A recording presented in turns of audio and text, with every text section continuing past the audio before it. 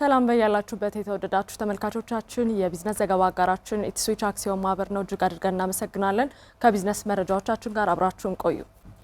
የአማራ ክልል ገቢዎች ቢሮ ባለፉት ወራት 45.6 ቢሊዮን ብር መሰብሰብ መቻሉን አስታወቀ። ቢሮው የሰበሰበው ገቢ ከባለፈው ተመሳሳይ ወቅት ጋር ሲነጻጸር 16 ቢሊዮን ብር የሚጠጋ ብልጫ እንዳለውም ተገልጿል። ጌታቸው ስንታየው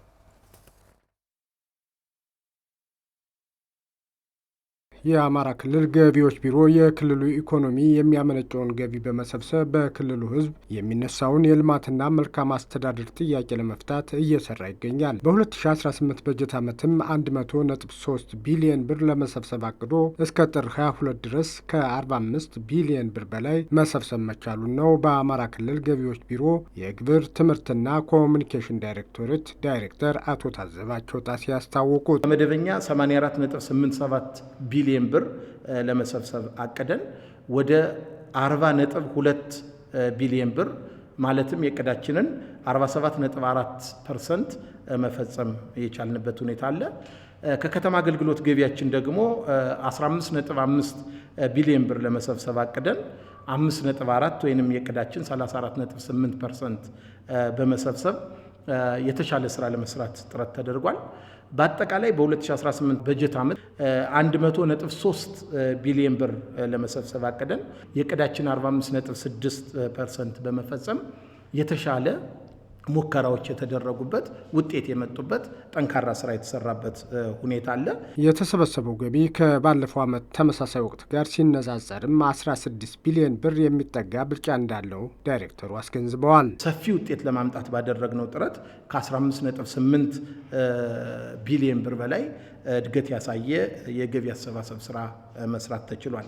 ይህንን ውጤት ለማምጣት ሰፊ መስዋዕትነት የተከፈለበት፣ ሰራተኞቻችን ብዙ መስዋዕትነት የከፈሉበት፣ ሰው ሳይረዳቸው ለልማት ለህብረተሰብ ፍላጎት ለሀገር ለውጥ ብለው የሚሰሩ ሰራተኞቻችን ችግርም እየገጠማቸው ግን ይህን ሁሉ ፌስ አድርገው ይህን ሁሉ አልፈው ውጤት ለማምጣት ባደረጉት ጥረት በጣም ሰፊ ውጤት ለማምጣት ጥረት ተደርጓል። ቢሮው በዚህ ዓመት የተሻለ ገቢ መሰብሰብ የቻለው እቅዶችን ከማቀድ ባሻገር የተለያዩ ስትራቴጂዎችን ነድፎ መንቀሳቀስ በመቻሉ ነው ብለዋል። መድረኮችን በመፍጠር አጫጭር መድረኮች፣ መካከለኛ መድረኮች፣ በጣም ሰፋ ያሉ መድረኮችን በመፍጠር ዲቴል ውይይት በማድረግ ለውጤታማነታችን የተለያዩ ግምገማዎች እየተደረጉ እንቅስቃሴ እየተደረገ ነው። ከአጋርና ባለድርሻ አካላት ጋርም የነሱ ሚና በጣም ላቅ ያለ በመሆኑ ምክንያት ከአጋርና ባለድርሻ አካላት ሰፊ ውይይት ለማድረግ የተለያዩ መድረኮች በመፍጠር መግባባት የተቻለበት ሁኔታ አለ። በተለይ የከፍተኛ አመራሩ አስተባባሪ ኮሚቴ የሚባለው የክልሉ በጣም ሰፊ እገዛን ያደረገልን። ቢሮ በእቅድ የተያዘውን ገቢ ከመሰብሰብ በተጨማሪ ውዝፍ ሂሳቦችን ማስመለስን ጨምሮ 3585 አዲስ እና ነባር ግብር ከፋዮችን ወደ ደረጃ ሀሌታ ውሃ ግብር ከፋይነት የማሸጋገር ስራ የተሰራ ሲሆን የስነ ምግባር ችግር የታየባቸውን 133 የተቋሙ ባለሙያዎችም ከቀላል ማስጠንቀቂያ እስከ ስንብት እርምጃ መወሰዱን ከቢሮው ያገኘነው መረጃ ያመላክታል። በዝቅተኛ መነሻ ገንዘብ የተሻለ የስራ እንቅስቃሴ ላይ መሆናቸውን በምዕራብ ጎጃም ዞን ቡሬ ከተማ በእደ ጥበብ የስራ ዘርፍ የተሰማሩ ወጣቶች ተናግረዋል። ዘርፉን ለማሳደግ ዘመናዊ ማሽን ቢቀርብላቸው እስከ ውጭ ድረስ ምርታቸውን የማቅረብ ፍላጎት እንዳላቸውም ነው ወጣቶች የገለጹት። የቡሬ ከተማ አስተዳደር ስራና ክህሎት ጽሕፈት ቤት የወጣቶችን ስራ ውጤታማ ለማድረግ ተገቢውን ድጋፍ አድርጋለሁ ብሏል። ንጉስ ስንታየው ተጨማሪ አለው።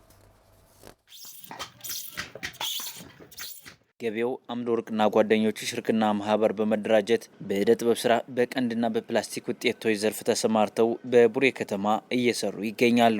በስራ ዘርፉ ለመጀመር ከዚህ በፊት ከፍተኛ ፍላጎት እንደነበራቸው የተናገረው የማህበሩ ሰብሳቢ ወጣት ገቢዋን ላይ አሁን በቀን እስከ 200 የፕላስቲክ ዋንጫዎችን እንደሚያመርቱ ያስረዳል። እንደዛ በቃ እደ ጥበብ ነገር ከምንም በላይ ደስ ይለኛል እና ሁሌም ተኝቼም ተነስቼ የሚታየኝ ነገር በቃ ቴክኒክና ጥበብ ያላቸው ነገሮች ከምንም በላይ እንትን ነው። በዚህ መልክ ለምን አንሰራም ተባብለን እንዳልሆች በአዲስ እኛ ሶስታችን በአዲስ በቃ ጀመርነ። እነዚህ ፕላስቲኮች 200 በቀን ያለነው ኃይል ጠቅላላ ሆኖ 200 እንሰራለን። ከ3 ዓመታት በፊት ከ40 ሺህ ብር ባልበለጠ መነሻ ገንዘብ ስራቸውን የጀመሩት ወጣቶቹ አሁን ላይ ከራሳቸው አልፈው ለ10 ወጣቶች የስራ እድል በመፍጠር የተሻለ ስራ እንቅስቃሴ ላይ እንደሚገኙ ተናግረዋል። 40-50 ሺህ ብር ሞላ እንኳን የለም ስንጀምረው ማለት ነው። ያው ዝም ብለን በቃ ያው ልምዱም ስላለን በድፍረት ማለት ነው ከበለጠን ያው ደንበኛ ከስተመር ወደፊት ስላለን ያንን በድፍረት ጀመርና በአሁኑ ሰዓት ከ40 ከ50 አንድ 200-300 ሺህ ብር ወረት ይኖረናል። አሁን ላይ በባህላዊ መንገድ የእደ ጥበብ ውጤቶችን እያመረቱ መሆናቸውን የሚገልጹት ወጣቶቹ ዘመናዊ ማሽን ቢቀርብላቸው ግን እስከ ውጭ ሀገር ድረስ ምርቶችን በጥራትና በብዛት ማቅረብ እንደሚችሉ ጠቁመዋል። የበለጠ ደግሞ ከዚህ ከቀን ውጤት አሁን የማበጠሪያውን መስራት እንፈልጋለን። ማበጠሪያ በቀጥታውን ማበጠሪያው ምርት የመሰንጠቂያ ማሽኑ ቢገባል እንዳሉት የምርት የማስረከብ ችግር የለብንም።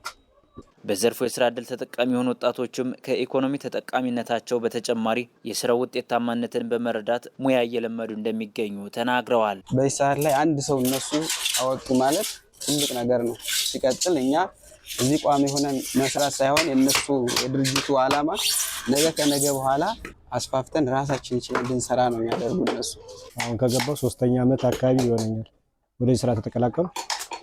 አሁን ከበፊቱ ከምጥለው እቁብ የተሻለ ደረጃ የተሻለ ኑሮ እየኖርኩበት ያለው ስራ። የቡሬ ከተማ አስተዳደር ስራና ክህሎት ጽሕፈት ቤት ኃላፊ አቶ ወርቁ በሪሁን ወጣቶች የሚያጋጥሟቸው ችግሮችን ለመፍታት እየተሰራ መሆኑን ጠቁመዋል። ማሽን የሚያቀርብ የራሱ የቻለ ድርጅት አለ። ከዚህ ማሽን አቅራቢ ድርጅት ጋራ ያው ብድር ስለሆነ በዚህ ልክ ለወጣቱ ትኩረት ሰጠን እየሰራን ነው። ለስራ ዕድል ፈጠራውም ትኩረት ሰጠን እየሰራን ነው። በዘርፉ የተሰማሩ ወጣቶችን ተሞክሮ በማስፋት ተጠቃሚነታቸውን ለማረጋገጥ እየተሰራ ነው ተብሏል።